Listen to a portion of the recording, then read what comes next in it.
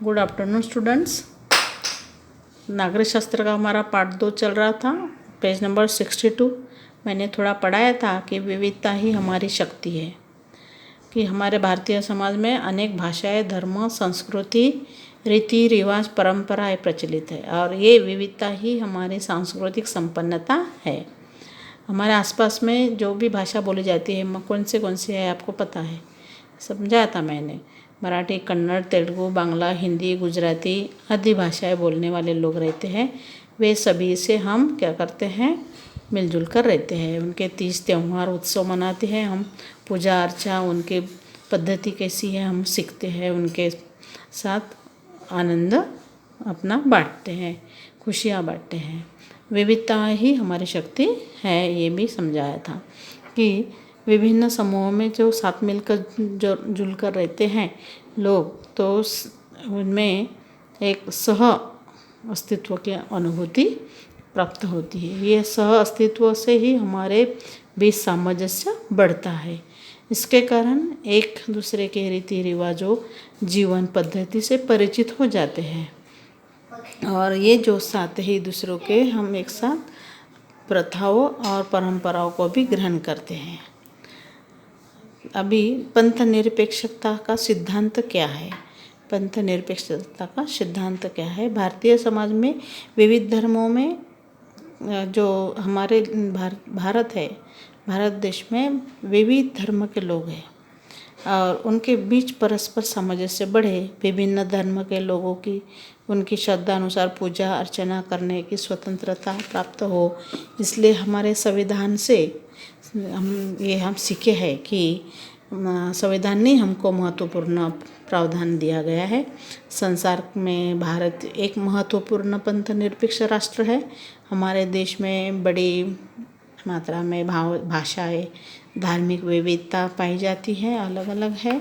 इसी विविधता को जो स्वस्थ रूप में जो संरक्षित रखने के लिए हमने पंथ निरपेक्षता सिद्धांतों को स्वीकार किया है, जिसके अनुसार कुछ एक मुद्दे दिए हैं पंथ निरपेक्षता के। हमारे देश में शासन द्वारा किसी भी एक धर्म को मान्यता नहीं दी गई है। प्रत्येक व्यक्ति को अपने अपने धर्म अथवा अपनी पसंद के अनुसार जो धर्म की उपासना करने की स्वतंत्रता है। तीसरा है, धर्म के आधार पर व्यक्ति में भेदभाव नहीं किया जा सकता है। सभी धर्मों के लोगों को शासन द्वारा समान अधिकार दिए गए हैं। शिक्षा, रोजगार, सरकारी नौकरी आदि के अवसर भी उपलब्ध कराए गए हैं। इसके धर्म के आधार पर जो भेदभाव नहीं किया जा सकता है। धार्मिक और भाषाएं अल्पसंख्यकों को संरक्षण देने के लिए संविधान में विशेष प्रावधान किया गया है। अल्पसंख्यकों को उनकी भाषाएं और सांस्कृतिक अस्मिता को संरक्षित रखने की पूर्ण स्वतंत्रता दी गई है। शिक्षा के माध्यम से अपने अपने समाज का विकास करने की स्वतंत्रता भी उन्हें दी गई है। पंथ निरपेक्षता के सिद्धांत के कारण ही भारतीय समाज में सामंजस्य बना हुआ है। ये पंथ निरपेक्षता के पॉइंट है, आपको इसको पढ़ना है। हमारे व्यक्तित्व विकास में समाज का योगदान क्या है? समाज में रहकर हम क्या सीखते हैं, कौन से गुण ग्रहण करते हैं? हमारे व्यक्तित्व विकास में समाज किस प्रकार सहायता करता है, इसको हम यहाँ समझें। पहला है सहयोग।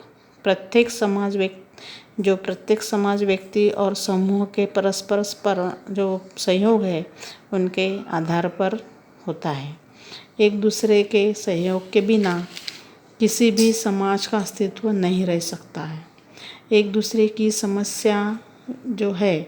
समस्याएं और प्रश्नों का हल करने के लिए एक दूसरे की पारस्परिक सहायता करना सहयोग कहलाता है।